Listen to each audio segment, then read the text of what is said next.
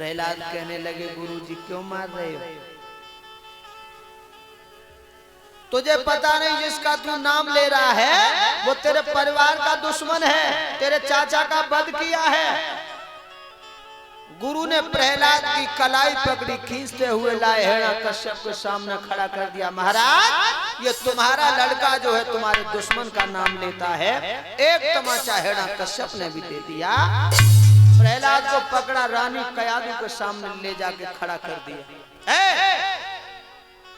तूने ऐसी संतान पैदा की है जो हमारे दुश्मन का नाम ले रही है, और मुझे ऐसी संतान की जरूरत नहीं है। इसे समझा, मान जाए तो ठीक है, और न माने तो ले ये जहर, और जहर दे के मार दे। हमें ऐसे संतान की कोई जरूरत नहीं। अब मैया की ममता, हिरण्यकश्यप चलो गो। रानी कयादू ने अपने बेटा को गोदी में बैठा लो, कहने लगी लाला तुम जिनका नाम ले रहे वो तुम्हारे परिवार के दुश्मन हैं। तुम्हारे चाचा का वध किया, नाम छोड़ दो।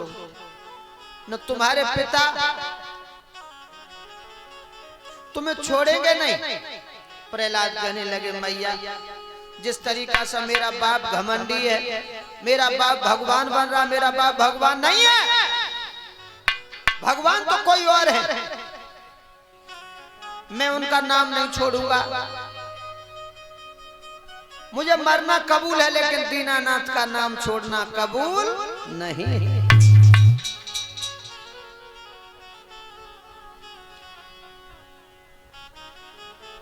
मैया प्यार से समझाई, नहीं माना।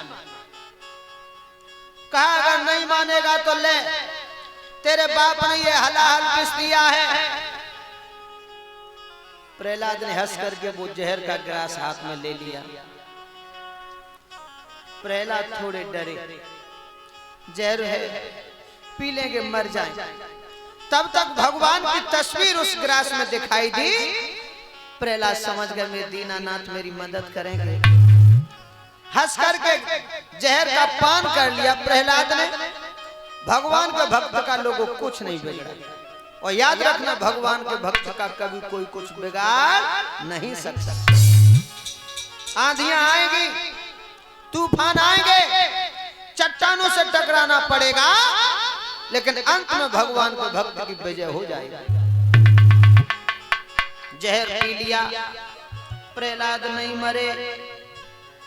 सुबह हुआ, हिरण्यकश्यप रानी के सामने पहुंचा। रानी समझा दिया तुमने अपने बेटा को। रानी कहने लगी महाराज मैंने बहुत रोका, बहुत समझाया, लेकिन प्रहलाद एक भी बात नहीं माना। अरे अगर बात नहीं माना तो जहर दे देती, मार दे। बात आई, रानी कहने लगी महाराज मैंने जहर भी दिया लेकिन प्रहलाद मरे नहीं। अच्छा तो ले हिरण्यकश्यप के साथ में मंत्री खड़ो रहे बगल में।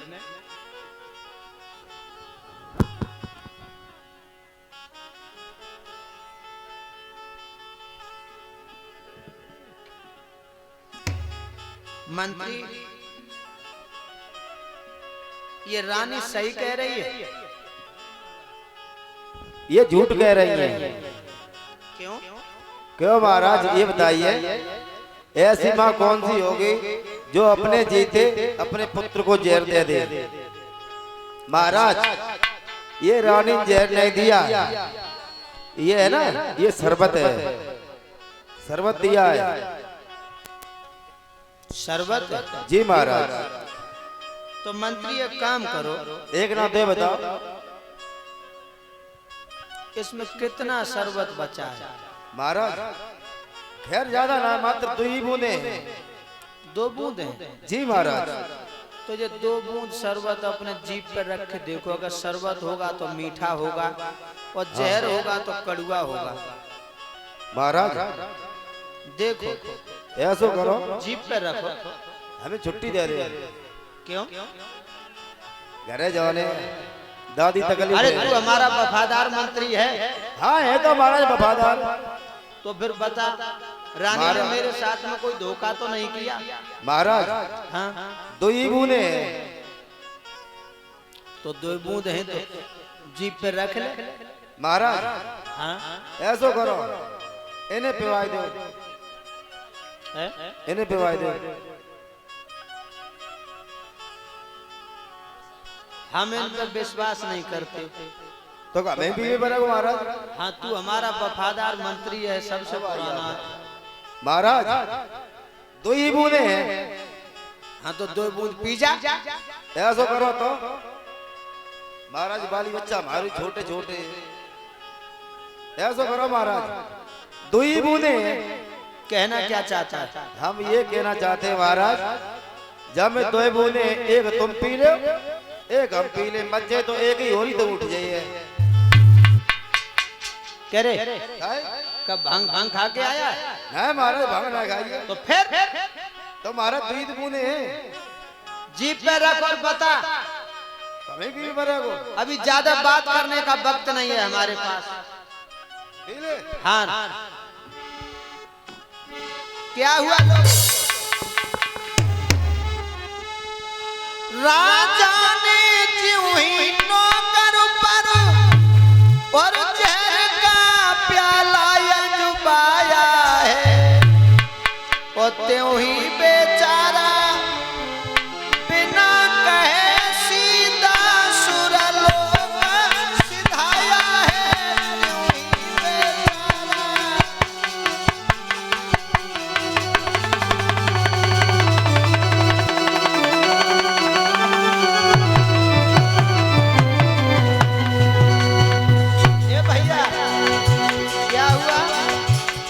त्यों ही बेचारा कश्यप ने अपने वफादार मंत्री को वो जहर की 2 बूंद, इतना हलाहल विष है। राजा ने ज्यों ही नौकर पर जहर का प्याला डुबाया है, त्यों ही बेचारा बिना कहे सीधा सुरलोक सिधाया।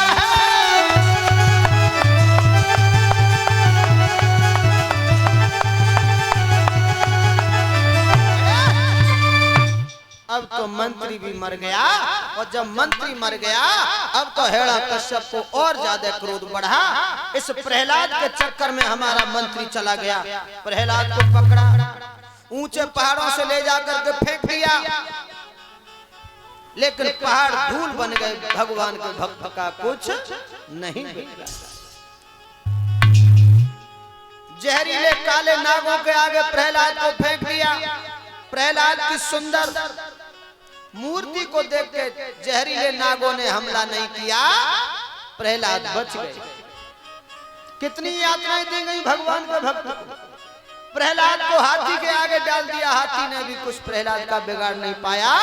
समुद्र में फेंका तो समुद्र की बहारों ने प्रहलाद को किनारे से फेंक दिया, कुछ नहीं बिगड़ा। हिरण्यकश्यप हैरान। हिरण्यकश्यप की बहन है होलिका, इसका नाम है भागवत में है आया है सिंगिका। हिरण्यकश्यप की बहन। हिरण्यकश्यप की बहन ने प्रहलाद को बुलाया, कहा बेटा, प्रहलाद की बुआ ने कहा बेटा तुम जिसका नाम ले रहे हो वो तुम्हारे परिवार का दुश्मन है, तुम्हारे चाचा का वध किया, उसका नाम छोड़ दो। प्रहलाद ने जब अपनी बुआ के मुंह से इतनी बात सुनी तो प्रहलाद कहने लगे बाजी बाबू बाजी, तुम परमात्मा को दुश्मन बता रही हो, दीनानाथ को दुश्मन बता रही हो और अपन भैया को भगवान बता रही हो।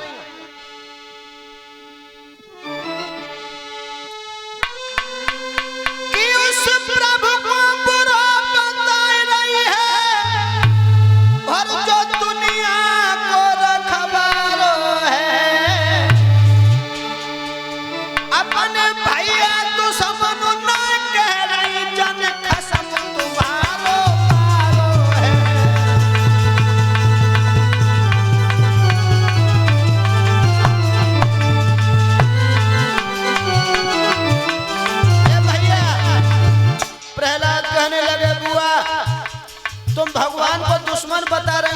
दुनिया के मालिक हैं और अपने भैया को दुश्मन ना कह रहे जाने सोवत में तुम्हारे पिया को कत्ल कर दो।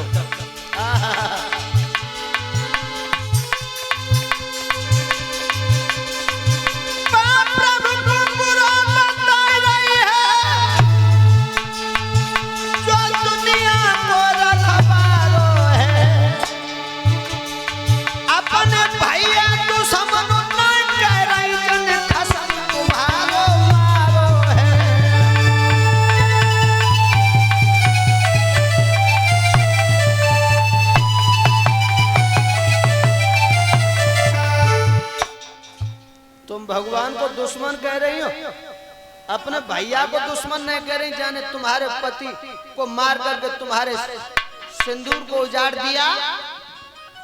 उसी समय सिंह का क्रोध आ गया। लोगों हेड़ा कश्यप ने अपने बहनोई का कत्ल कर दिया। ये सिंह का जो है ये मैया शीतला की बहुत बड़ी पुजारिन है, बहुत बड़ी पुजारिन है। नित्य प्रतिदिन मैया के मंदिर में जाती। एक दिन मैया प्रसन्न हो गई। मैया ने कहा बेटी तेरी भक्ति भाव को देख के मैं खुश हूँ। ले ये अग्नि चीर अपने सिर पे डाल के रखना, ये तेरे पति की उम्र को बढ़ाता रहेगा। और जिस दिन ये अग्नि चीर तेरे सिर से गिर गया उसी दिन तेरे पति की मृत्यु हो जाएगी, कोई बचाने वाला नहीं होगा। विप्रचित नामक राक्षस रास्ते में मिल गया।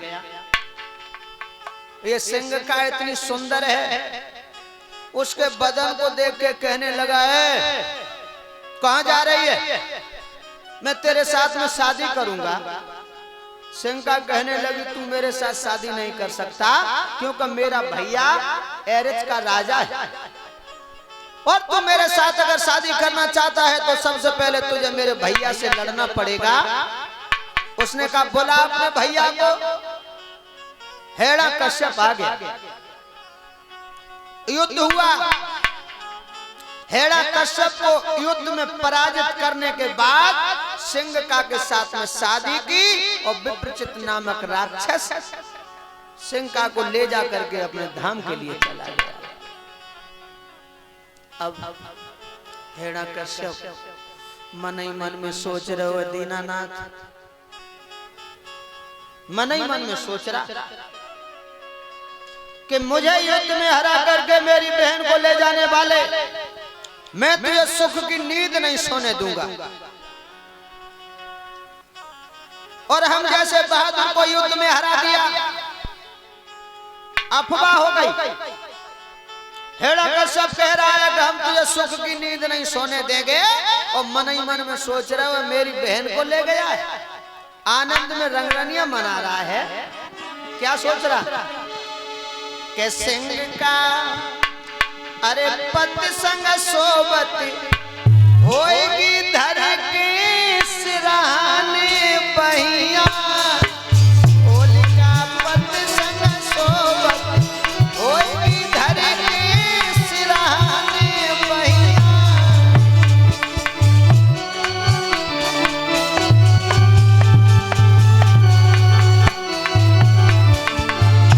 ये भैया सोच रहा है मेरी बहन को मुझे युद्ध में हरा करके लेके चला गया, मैं तुझे छोड़ूंगा नहीं। सिरहाने भैया अरे धर के सिरहाने भैया। सिंह का पति संग सोबत होएगी धर के सिरहाने भैया।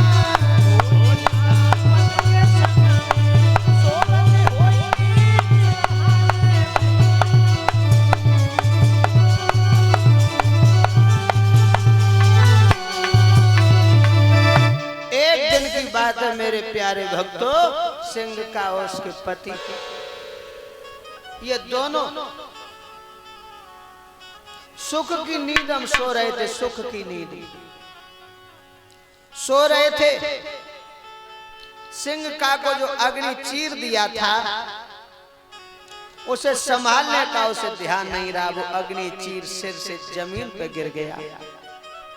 और जब जमीन पे गिर गया, आधी रात में हिरण्यकश्यप ने सोचा मैं इसको जीवित नहीं छोड़ूंगा, तलवार लेकर के आया।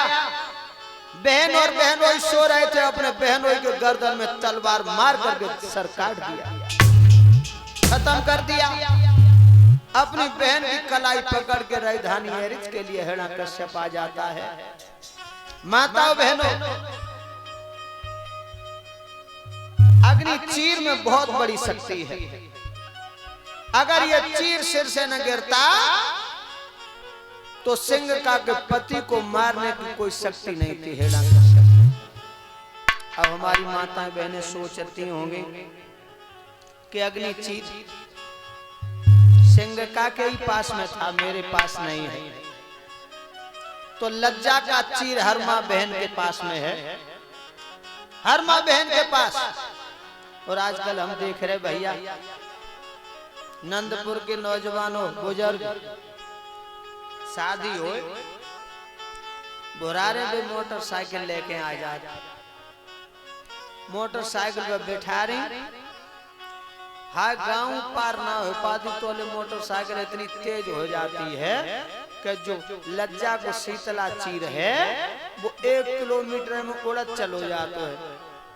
और सिर खोले आराम से जा रही है। बताओ इनके पति की रक्षा कौन करे? कौन करे? जो माँ बहन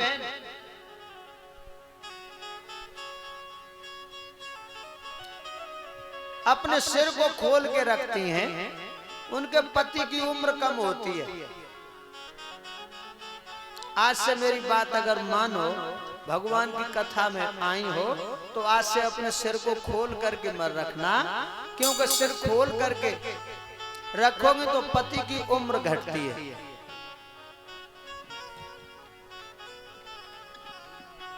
समझाने लगी, बेटा प्रहलाद को गोदी में बिठा लिया और कहा, बेटा तू उसका नाम छोड़ दे जिसका तू नाम ले रहा है, वो तेरा दुश्मन है। प्रहलाद कहने लगे, भगवान को दुश्मन बता रही है, अपने भैया दुश्मन ना कह रही, जाने तेरे पिया को मार के ते सिंदूर को उजाड़ दिया। हाँ, इतनी बात जो कही, शरीर में आग निकलने लगी, क्रोध बढ़ गया, ज्वालामुखी फूट गई, आग जली है। भगवान समझ गया मेरा प्रहलाद जल जाएगा, मेरा भक्त जल जाएगा। भगवान ने इतनी तेजी से हवा चलाई कि जो अग्नि चीर दिया हुआ था वो अग्नि चीर ओढ़ के होलिका बैठी, वो अग्नि चीर ओढ़ो और प्रहलाद के बदन से लिपटिया। प्रहलाद के बदन से जब लिपट गया अग्नि चीर, तो प्रहलाद बच गए और सिंह का जल करके राख हो गई। बोलिए भक्त वत्सल भगवान की। जल गई। अब भगवान को एक कीर्तन बोल